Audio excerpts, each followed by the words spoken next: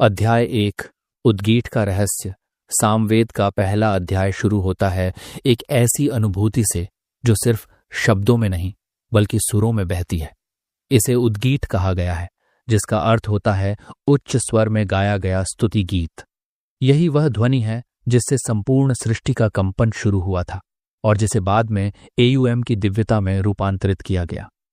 उद्गीठ केवल एक मंत्र या ध्वनि नहीं है, ये ब्रह्मांडीय ऊर्जा की वह तरंग है जिसे ऋषियों ने अपने ध्यान, तप और अभ्यास से अनुभव किया और फिर मानवता को दिया।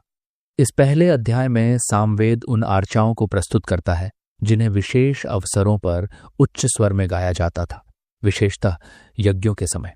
जब यज्ञ कुंड में अग्नि प्रज्वलित होती थी तो उद्गाताओं द्वारा इन मंत्रों को सुरबद्ध रूप से गाया जाता था। उनका मानना था कि जब मंत्रों को स्वर में पिरोया जाता है तब वे केवल शब्द नहीं रहते, वे ब्रह्म के प्रति समर्पण बन जाते हैं। इस अध्याय में विशेष रूप से सोम रस की स्तुति की जाती है। सोम, जो वैदिक युग में देवताओं का प्रिय पेय माना जाता था, सिर्फ एक तरल नहीं था, वह एक प्रतीक था चेतना की उच्चतम अवस्था का। जब सोम मंत्र गाए जाते थे तब ऐसा माना जाता था कि देवता स्वयं यज्ञ स्थल पर उतर आते हैं। एक अन्य महत्वपूर्ण पहलू इस अध्याय का यह भी है कि यहाँ से भारतीय संगीत की नींव पड़ती है। सुरों की उत्पत्ति, स्वर की गति और मंत्रों की लयबद्धता ऑल ओरिजिनेट फ्रॉम हियर। यह अध्याय हमें सिखाता है कि ध्वनि का प्रयोग केवल संचार के लिए नहीं होता, ये आत्मा से संवाद का माध्यम भी बन सकता है। उद्गीठ की अर्चाएं केवल देवताओं की स्तुति नहीं करती, वे मनुष्य को उसकी सीमाओं से पार जाने का संदेश देती हैं। वे कहती हैं कि यदि तुम स्वर में, श्रद्धा में और ध्यान में एक हो जाओ तो ब्रह्म को अनुभव कर सकते हो। यहाँ ज्ञान, संगीत और साधना एकत्र होते हैं।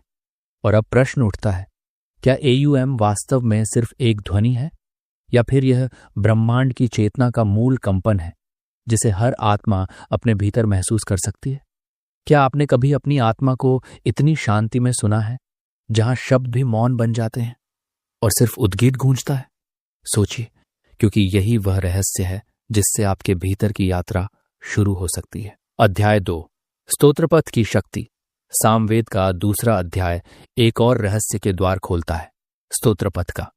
जहां पहला अध्याय ब्रह्मांड की मूल ध्वनि और उद्गीठ के उच्चारण पर केंद्रित था, वहीं यह अध्याय हमें मंत्रों के सुव्यवस्थित गान और उनके प्रभाव की शक्ति से परिचित कराता है।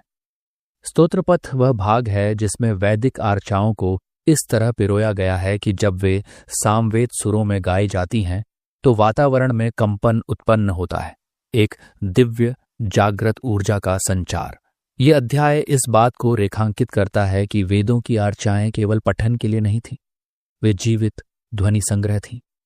ऋषियों ने ध्यानपूर्वक देखा था कि प्रत्येक मंत्र जब सही सुर में उच्चारित होता है तो वह न केवल कानों को भाता है बल्कि हृदय और चेतना को भी छूता है। यही कारण है कि स्तोत्र पथ में केवल शब्दों का क्रम नहीं बल्कि सुरों का अनुशासन भी शामिल होता है। एक स्वर की ऊंचाई, एक विराम की लंबाई और एक उच्चारण की स्पष्टता, ये सब इस अध्याय का हिस्सा है। यह अध्याय हमें यह भी सिखाता है कि किस प्रकार से ऋग्वेद की आर्चाएं सामवेद में लयबद्ध होकर एक नवीन अर्थ ग्रहण करती हैं। सामवेद का संगीत मात्र अलंकरण नहीं, यह साधना है। जब एक याजक या गायक इन स्तोत्रों को सामगान के नियमों के अनुसार गाता है तो वह केवल देवताओं को नहीं बुला रहा होता, वह अपने ही भीतर की चेतना को जागृत कर रहा होता है। स्तोत्रपथ हमें यह अनुभव कराता है कि कैसे मंत्रों की सही ध्वनि मनुष्य के विचार, उसकी ऊर्जा और यहाँ तक कि शरीर की स्थिति तक को प्रभावित कर सकती है। आज के युग में जिसे हम साउंड हीलिंग कहते हैं, उसका बीज यहाँ इस अध्याय में छिपा हुआ है। ऋषियों ने बिना किसी यंत्र या तकनीक के ये समझ लिया था कि ध्वनि की तरंगे शरीर, मन और आत्मा को संतुलित करने की शक्ति रखती हैं। यह अध्याय एक अद्भुत संतुलन बनाता है, शब्द, स्वर और अर्थ के बीच। और यही संतुलन जीवन में भी आवश्यक है। जब हमारे विचार, हमारी वाणी और हमारी भावना एक रेखा में आ जाते हैं तभी हम वास्तविक शांति और शक्ति को अनुभव कर सकते हैं।